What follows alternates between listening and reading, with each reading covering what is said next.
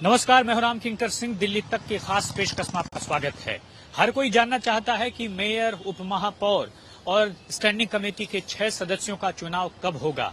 इसका जवाब किसी के पास नहीं है, इवन खुद मेरे पास भी नहीं है। लेकिन मैं इतना श्योरिटी के साथ कह सकता हूं और इस बात की गारंटी दे सकता हूं कि 26 जनवरी तक कम से कम यह चुनाव नहीं होने जा रहा है। मेयर का चुनाव नहीं होने जा रहा है, शपथ नहीं होने जा रही है। और साफ तौर पर इसके पीछे वजह यह है कि दिल्ली पुलिस इस वक्त व्यस्त है। किसमें 26 जनवरी की जो होने वाली परेड है उसमें वीवीआईपी प्रोग्राम्स हैं।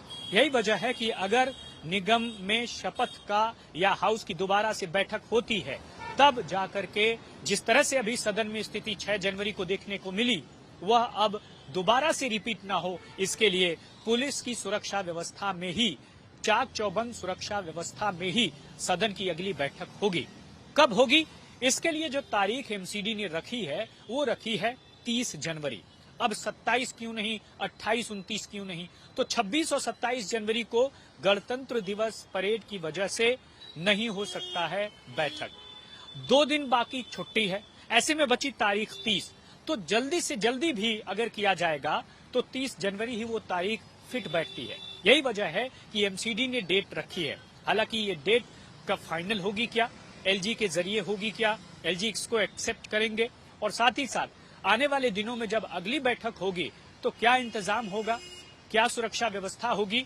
जिस तरह की मारपीट और हंगामा सदन में 6 जनवरी को देखने को मिला, आने वाले वक्त में कुछ ऐसा न हो, इसके लिए क्या कुछ करेगा एमसीडी और साफ तौर पर एलजी क्या कुछ करेंगे, इसकी नजर सभी पर है। और यही वजह है कि साफ तौर पर जो हर कोई चाहता है ये जानना कि उसका मेयर, उसका उपमहापौर, स्टैंडिंग कमेटी के 6 सदस्य ये कब मिलेंगे।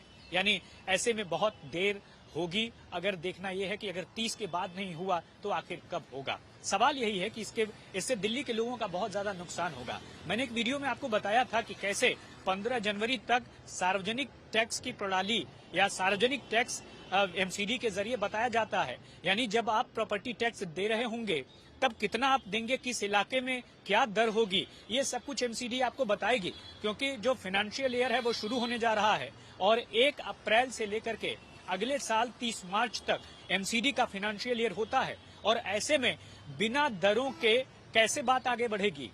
तो यकीन मानिए अभी तक जो अनुमानित बजट पेश किया गया है कमिश्नर की तरफ से, उसे कमिश्नर का बजट कहते हैं। माना जा रहा था कि जब 6 जनवरी को शपथ हो जाएगी उसके बाद सदन की अगली बैठक में इस पर चर्चा करा करके बजट को पास करा दिया जाएगा। लेकिन अभी तो शपथ पर ही सवाल उठ रहे हैं और बैठक कब होगी ये भी नहीं पता है। ऐसे में अगर सदन में बजट पर चर्चा कराकर उसे पास कराना है, वो बजट जो अधिकारियों ने बनाया करीब 16,000 करोड़ रुपए का, लेकिन अब वो जो अनुमानित बजट है वो 14,000 करोड़ रुपए के आसपास का है। अब ऐसे में क्या कुछ होगा, क्या इसे बदल दिया जाएगा या फिर कुछ और कहानी होगी इसके पीछे। साफ तौर पर सभी पर इसकी नजर है कि अगर 15 जनवरी से पहले सभी टैक्स को सार्वजनिक किया जाना है तो उससे पहले हफ्ते में, यानी फरवरी के पहले हफ्ते में न केवल शपथ पूरी हो जाए बल्कि साफ तौर पर निगम की बैठक भी तय हो जाए। तो दूसरी बैठक तो तय होगी जब शपथ होगी, उसके बाद तीसरी बैठक होगी। और तीसरी बैठक से पहले भी जब भी कोई निगम की बैठक होती है तो उसमें बताना पड़ता है, यानी 72 घंटे पहले जो भी उस बैठक में शामिल होंगे पार्षद, उन्हें बताना पड़ेगा। और साफ तौर पर मेयर उस जगह को और वक्त को निश्चित करेगा। ऐसे में साफ तौर पर अंदाजा लगाया जा सकता है कि आने वाले वक्त में जो ये देरी है उससे दिल्ली के लोगों का, खासकर विकास का काम कितना प्रभावित हो रहा है। इसीलिए मैं कह रहा हूँ जैसे जैसे इस शपथ में देरी होगी वैसे वैसे जो कार्यकाल है वह छोटा होता जाएगा मेयर का। क्योंकि अभी जो मेयर चुनी जा रही हैं वह मेयर चुनी जाएंगी 1 अप्रैल तक के लिए। तो अगर शपथ में ही लेट होगी तो जाहिर तौर पर वो कार्यकाल और छोटा हो जाएगा। कई लोग तो ये भी कह रहे हैं कि जितना ज्यादा देरी होगी उतना ज्यादा खरीद फरोख्त भी होगी, पार्षदों को एक दूसरे के पाले में करने की कोशिश भी होगी।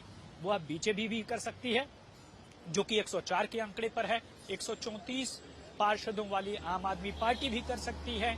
जो कि स्टैंडिंग कमेटी में बुरी तरह से उलझी हुई है। तो अब देखना ये होगा कि क्या हो सकता है। मैं ये नहीं कह रहा कि कोई पार्टी खरीद फरोख्त करेगी, लेकिन आशंका के बादल मंडरा रहे हैं और यही वजह है कि हर किसी को आशंका है कि कुछ भी कभी भी हो सकता है, क्योंकि यहाँ तो इनकी डिफेक्शन लॉ है नहीं।